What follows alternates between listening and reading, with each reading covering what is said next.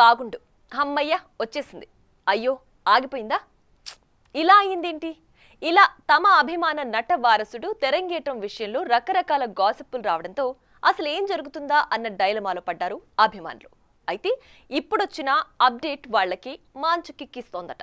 ఎప్పుడెప్పుడా అని ఎదురు చూస్తున్న ఈ స్టార్ కిడ్ తొలి సినిమా వచ్చే నెలలో సెట్స్ పైకి వెళుతుందన్న వార్తలు రావడంతో ఇదే కదా మాకు కావాల్సింది అంటూ తెగ సంబరపడిపోతున్నారట ఈ star kid die hard fans.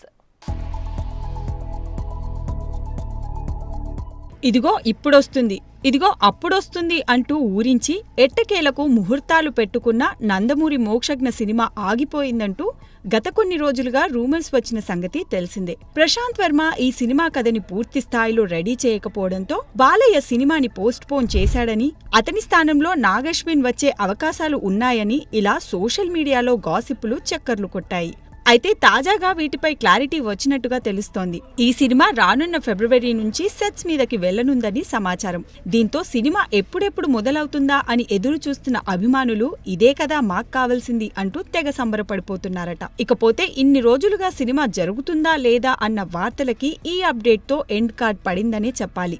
ఇక ప్రశాంత్ వర్మ మోక్షజ్ఞ కాంబోలో సినిమా రాబోతుందని తెలిసినప్పటి నుంచే ఇటు ఇండస్ట్రీలో అటు ఆడియన్స్ లో అంచనాలు భారీగా పెరిగిపోయాయి. ఈ మూవీ మైథలాజికల్ బ్యాక్ డ్రాప్ లో ఓ విజువల్ వండర్ గా రూపొందబోతుందని తెలుస్తోంది.